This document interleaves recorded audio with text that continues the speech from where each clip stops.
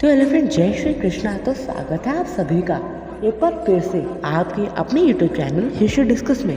आज का यह वीडियो त्रेता युग के 10 सबसे बड़े खलनायकों के विषय में होने वाला है।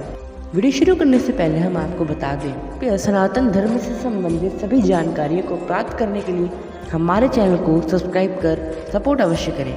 तो आइए वीडियो शुरू करते हैं। 10वें स्थान पर रावण का दूसरा सर्वशक्तिशाली पुत्र अतिकाय, जिसने अपनी धनुर्विद्या से स्वयं महादेव तक को प्रसन्न कर दिया था। रामायण युद्ध में नल, नील और सुग्रीव जी को पराजित कर दिया था।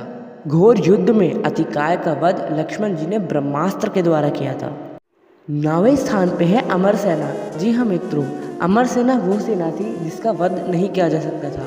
जब रामायण युद्ध में रावण ने अमर सेना को युद्ध में उतारा था, कोई भी सैनिक युद्ध में पराजित ही नहीं हो रहा था, क्योंकि उनका वध करना असंभव था। महाबली हनुमान जी ने अपने बल से एक एक कर समस्त सैनिकों को गुरुत्वाकर्षण के बाहर फेंक दिया था, जिससे सारी अमर सेना अंतरिक्ष में घूमती रह गई। 8वें स्थान पे है स्वयं महाराज बाली। महाराज बाली जो कि किष्किंधा नगरी के राजा थे। राज बाली को अपने बल और शक्तियों पे बड़ा अधिक घमंड था। राज बाली ने अपने ही भाई सुग्रीव की पत्नी को उनसे छीन लिया था, के साथ अपने भाई को अपने राज्य से भी बाहर निकाल दिया था। बाली बहुत अधिक बलवान थे। उन्होंने रावण को भी युद्ध में परास्त कर दिया था।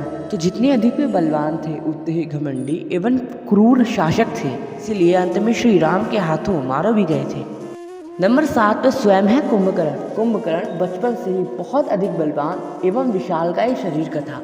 देव असुर संग्राम में कुंभकर्ण ने कई बार रावण को युद्ध से हारने से बचाया था। कुंभकर्ण ने संग्राम भूमि में सुग्रीव, अंगद, नल, नील, यहाँ तक कि अन्य बड़े बड़े योद्धाओं को युद्ध भूमि में पराजित कर डाला था। राक्षस होने के कारण कुंभकर्ण कई वानरों को खा भी गया था।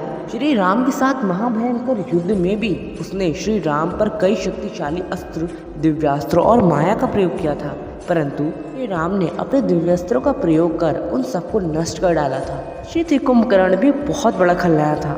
नंबर 6 के स्थान पे है स्वयं रावण।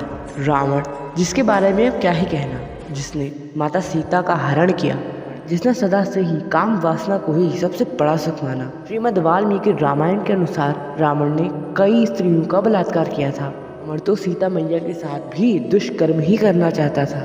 तो अपने यक्ष कुबेर भाई के श्राप के कारण ही वो ऐसा नहीं कर पाया। रावण ने अपने धर्म का पालन करने वाले भाई विभीषण को भी अपनी लंका से निकाल दिया था, जो असीमित दिव्य शक्तियों एवं माया योद्धाओं का स्वामी था। रावण के पास कई भयंकर दिव्यास्त्र थे।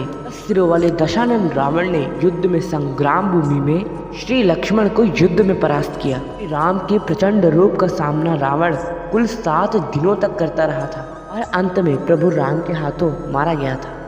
नंबर 5 पे है वंश के सर्वशक्तिशाली एवं सबसे अधिक संपन्न राजा कार्तवीर अर्जुन, जिन्हें हम सहस्त्र अर्जुन के नाम से भी जानते हैं। कार्तवीर अर्जुन ने समस्त भूमंडल में हाहाकार मचा रखा था। अपने गुरु भगवान दत्तात्रेय की कृपा से उसको कई अनेक वरदान प्राप्त हो रखे थे। कार्तवीर अर्जुन बहुत अधिक बलवान एवं शक्तिशाली था। कार्तवीर अर्जुन के पास 10,000 भुजाएं थी। संग्राम भूमि में उसने श्री परशुराम जी के साथ भी बड़ा ही घोर युद्ध किया था। सहस्त्र अर्जुन को इस सूची में हमने रावण से ऊपर इसलिए रखा है क्योंकि स्वयं कार्तवीर अर्जुन ने रावण को भी युद्ध भूमि में परास्त कर डाला था और बंदी बना लिया था। कार्तवीर अर्जुन ने श्री परशुराम जी के आश्रम तक को तहस नहस कर डाला था। कार्तवीर अर्जुन से तो स्वयं इंद्र भी भयभीत हुआ करते थे।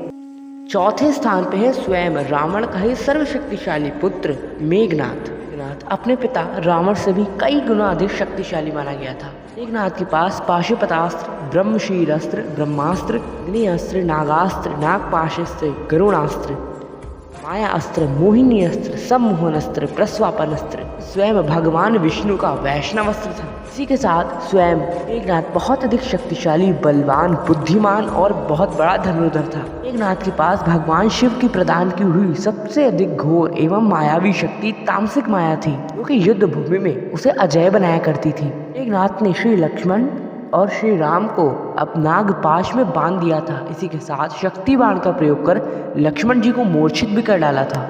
असुर संग्राम में भी मेघनाथ ने देवराज इंद्र को बंदी बनाकर रावण को विजय दिलाई थी।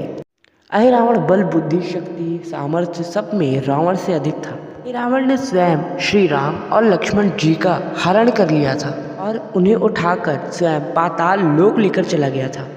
वो श्री राम और लक्ष्मण जी को मार देना चाहता था, परंतु महाबली हनुमान जी ने ताल लोक जाकर अहिर रावण का अंत कर डाला था। रावण को इतनी ऊपर सूची में इसलिए रखा गया है क्योंकि वो रावण से अधिक बड़ा था और स्वयं रावण भी श्री वाल्मीकि रामायण में एक जगह अहि रावण का जिक्र करते हुए कहता है, हे मेघनाथ, हमें भैया अहि रावण को बुला लेना चाहिए। वो माया शक्ति में हम दोनों से भी कई अधिक श्रेष्ठ और शक्तिशाली हैं। नंबर 2 पे है राजा बलि। राजा बलि तो प्रहलाद के ही वंशज में से एक हैं। बहुत अधिक सामर्थ्यवान एवं शक्तिशाली थे। अपने गुरु शुक्राचार्य के साथ मिलकर राजा बलि ने संपूर्ण देवलोक और पृथ्वी लोक पर अपना आधिपत्य जमा लिया था। देवताओं से बैर रखने के कारण उसने स्वर्ग लोक से देवताओं को बाहर निकाल दिया था। असुर, राक्षस, दानव, गंधर्व, सुर, किन्नर सब उसके अधीन थे। राजा बलि असुरों में बड़े ही पराक्रमी राजा हुए थे। बलि आज भी जीवित हैं क्योंकि वे एक चिरंजीवी हैं। 8 चिरंजीवियों में राजा बलि का भी नाम है। नंबर 1 पर वो महायोद्धा है जो कि संपूर्ण त्रेता युग का सबसे अधिक शक्तिशाली एवं मायावी योद्धा है। उसका नाम है महारावण। महारावण रावण तथा अहि रावण से भी बड़ा था। वाल्मीकि ने रामायण की रचना के बाद एक और रामायण की रचना की थी जिसे हम अद्भुत रामायण कहते हैं। उस रामायण के अनुसार जब श्री राम और महारावण का युद्ध हुआ था तब 1000 मुखों वाले रावण ने भगवान राम को भी युद्ध में मूर्छित कर डाला था। यह देख माता सीता स्वयं बहुत अधिक क्रोधित हो गई थी और उन्होंने भगवती स्वरूप धारण कर रावण का अंत कर डाला था।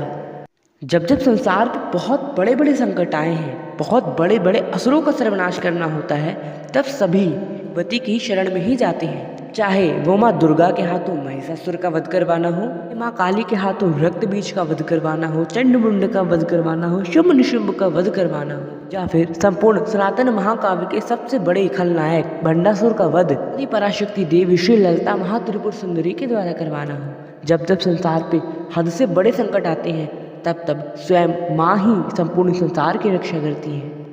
तो इसी के साथ हमारा आज का वीडियो यहीं भी समाप्त होता है। आशा करते हैं हमारा यह वीडियो आपको अवश्य पसंद आया होगा।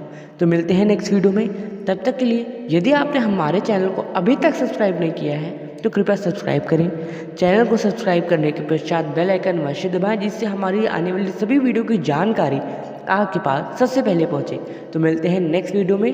तब तक के लिए आप सभी को जय श्री कृष्णा, जय श्री राम, हर हर महादेव, जय हिंद।